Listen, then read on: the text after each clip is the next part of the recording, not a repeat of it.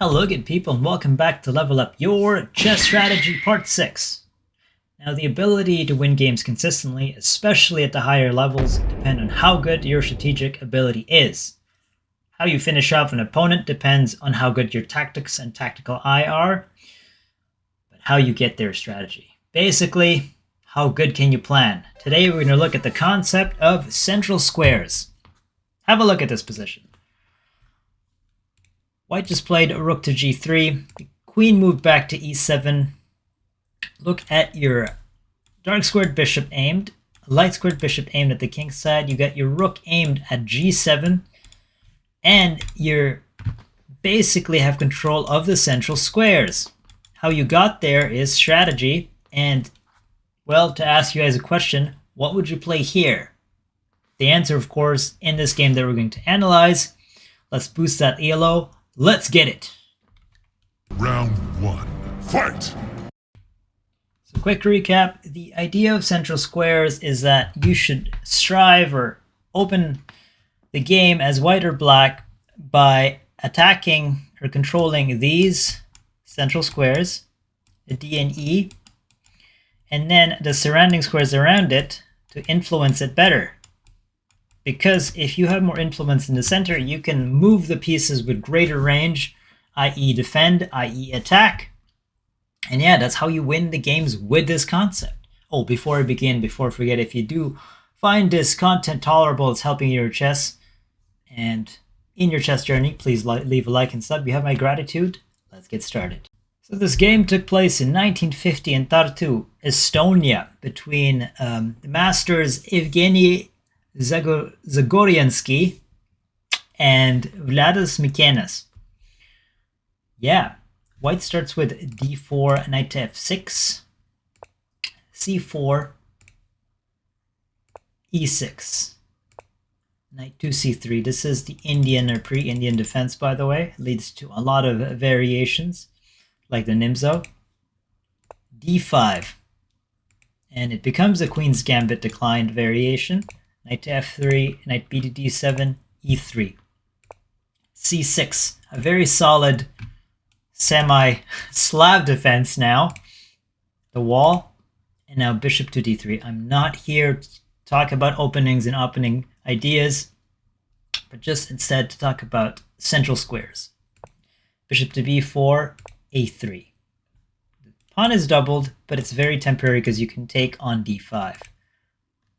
Bishop to a5, castle, castle king, queen to e2. Queen to e7, bishop to d2, and now bishop to c7. The problem for black is usually in these kind of positions how to develop the light squared bishop. White can at some point make a break, open up the position, and both bishops are in better range, technically speaking. Here, rook a to c1. If you potentially have, activate your rooks in semi-open or open files to make them relevant. And now h6. C takes d, e takes d, and now you have knight to b5. If you take, of course, this drops, you double your pawn, and you allow the rook to infiltrate. And also, the intent is to remove the bishop some way. And so much so that your opponent has a worse off bishop and you have the bishop pair. So strategically, you are better. Queen to d8, knight takes, queen takes, and now bishop to b1. This is a concept where you keep the relevance of the bishop by putting a more powerful piece in front of it and or putting it in a square where it can still attack h7 all the way to h7 while not obstructing your other pieces. It's a shuffle of sorts.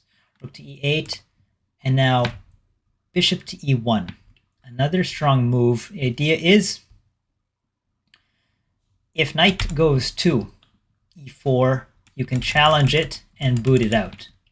Knight to e4, knight to d2, queen to b6. Now takes, and now the idea is this is protected. And while the pawn is advanced, you want to break this open because your bishop is not mobile. You want to piece activity. f3. Takes, queen takes. With a threat of f7, and look at these pieces behind development.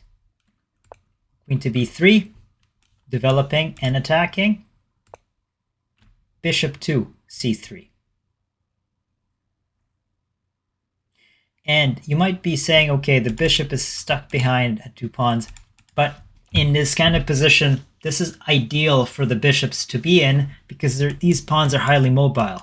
You can make a break. You can open the position when you want to.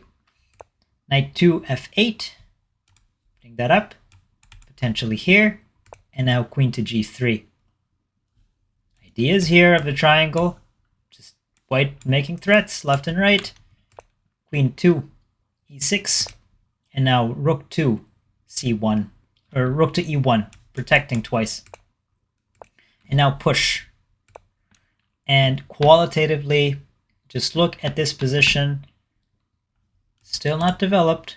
And as white, you have 2 pawns unchallenged in the middle. So you're attacking essentially all the central squares on the 5th rank.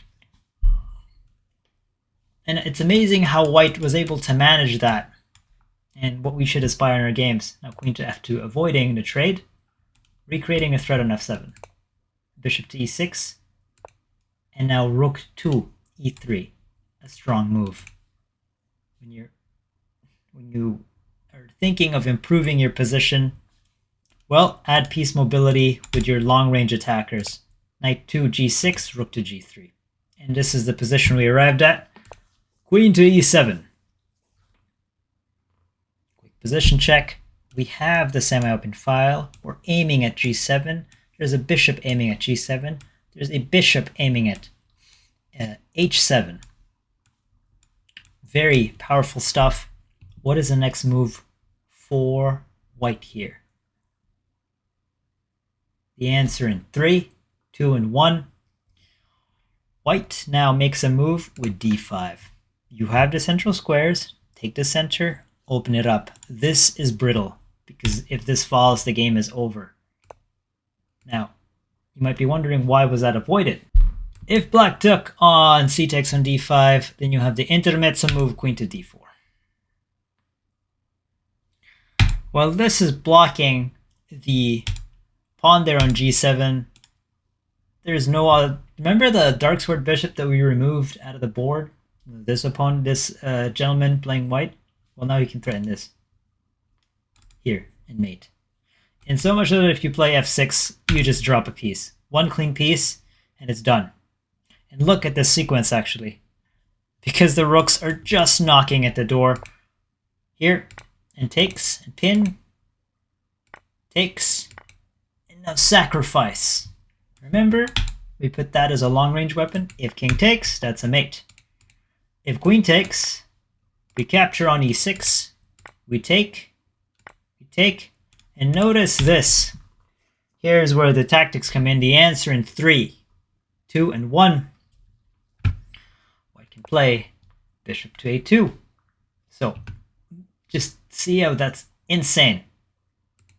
And again, after queen to d4, if say queen to f8, well, you simply gobble this up. And because that's open, you lose your queen. So one move to rule them all, d5. Bishop to d7, and now bishop to a2, a strong move. But Stockfish, of course, Stockfish, a rating greater than 3,000 spots this move. If you guys want to guess, the answer in 3, 2, and 1, the move is rook to g6. And after that, we have the subtle and deadly move d6. Because this is open, and that's open. Look at all those lasers that I just drew. The game is over. Queen to f8, but now you have a better version, queen to d4, attacking the queen. And if you try to defend, you get barbecued. Takes, game is over. Yeah, the game is over. Anyways, hard to spot that. Bishop to a2. Preserving the idea of a central square, and then adding another attacker to f7. C takes, e takes. the surprise attack, of course, of d6. Knight 2, e5, rook 2, e3, pinning. You can't do that because if you do, sniped. Hit the queen, hit the king. Tactics with the strategy, right? Boom, takes, takes, takes, check, up material. The game is over, essentially between two masters. If you're up a bishop and a raging pass pawn, that was beautiful. So quick recap, guys. d4, knight to f6, c4, e6, knight c3, d5, knight to f3, knight b to d7, e3, c6, the super solid Slav defense, but the bishop's always kind of suspect, very sus bishop. Bishop to d3, bishop to b4, a3, push, no castle, hit, second rank, potential push on e4, bishop to d2, boom, and now just maintaining the tension in the middle. Takes, takes, weird, right? Takes, takes, sacrifices, or rather loses the bishop in the exchange. Nobody lost anything, but this gets doubled up. Your bad bishop is still bad, your good bishop is gone. So, tries to preserve it, takes anyway, boom, and now adjusts a minor, subtle reshuffling for the light square diagonal. Rook to e8, bishop to e1. Tries to exchange, takes. So, let's see how these two pawns get converted for a better central square. f3 first. And you might think of pushing here, but that would open up f, and then you have weaknesses in the light square diagonal. E takes, queen takes with tempo. This is hanging, but this is hanging, and then the rook is hanging, and that's a mate. Because, hey, bishop to c3, knight to f8. Checkmate triangle, boom, boom, boom. Push, and now the pawn phalanx takes over the center. Boom, f7. Rook 2, g3. Boom, and now the push. Again, if takes and takes, rather, if takes, you have queen to d4, and it ends the game. After that, boom. Mind you, this was missed, which point, boom, and queen to d4 anyway. But bishop to a2 is strategically sound. Hit, pin, you can't open up f6 because you get hit and you lose your queen. Boom. The game is over. Hope you guys got something out of that. I'll see you guys later. Central squares, guys. Double P's.